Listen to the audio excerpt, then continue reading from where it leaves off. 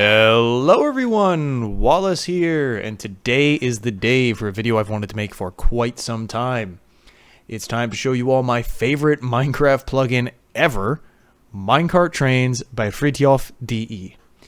Now, when I tell you that this is my favorite plugin, I mean I learned some Java basics, I made forks of it, I tested features, I added documentation to the code, and I worked with the dev to overhaul some of the physics.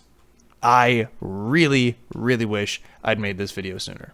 So let's get into it. MinecartTrains is a plugin that adds both new features and quality of life improvements to minecarts. There's two sides to it, coal trains and high-speed redstone trains. We'll go over both, but first we'll need to start with the core functions. Linking carts together is the primary function of this plugin, and it works very intuitively. We use an iron chain on the front cart, our parent, and then on the rear, our child. You'll receive a chat message for each link, and for when the link is complete. Each cart will copy the movement of their parent, allowing the train to move together. Very much the way one would expect furnace minecarts to behave, placing one at the head of your train lets it pull along the rest. MinecartTrains brings two very important improvements to furnace carts: configurable fuel consumption and hard brakes. In the config file, you can alter how long a piece of coal or charcoal lasts. The default value is 1, same as vanilla, which works out to 3 minutes per item. This can make them much better for the early game if you boost that figure. The other improvement is to braking. Furnace carts will now stop completely on depowered rails, and they'll also pause their fuel consumption until they resume. These features combine to make furnace carts a useful, if slow, transportation option. A new feature here in the plugin is the coal cart.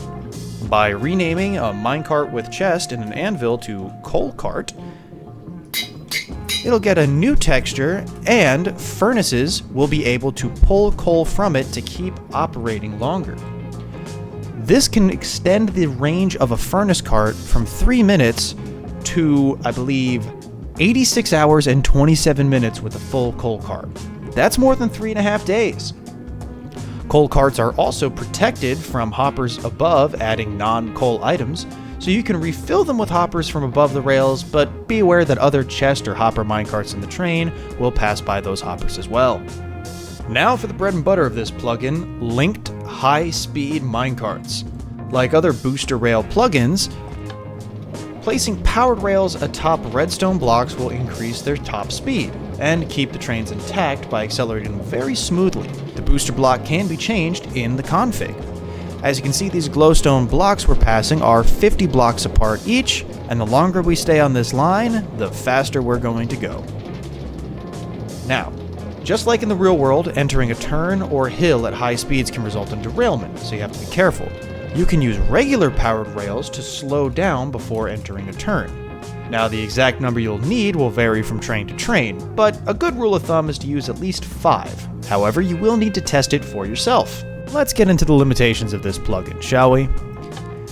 As you'll be able to see here, trains can handle 4x4 or 3x3 turns just fine. However, they cannot handle 2x2 turns.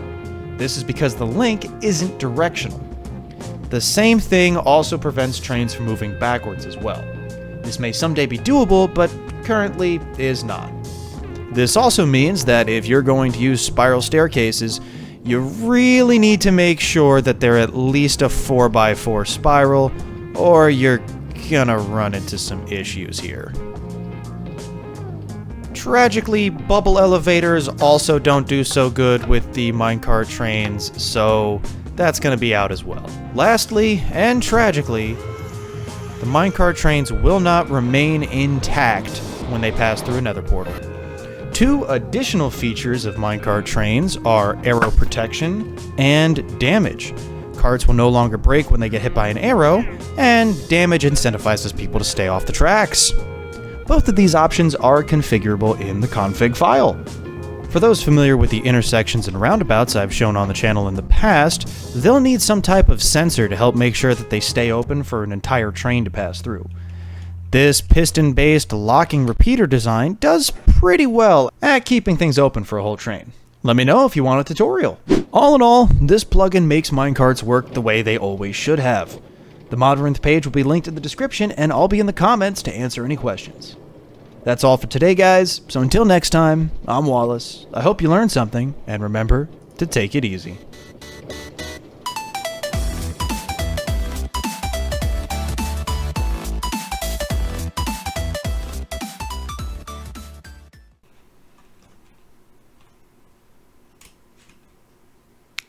Good take, good take. Got it in one.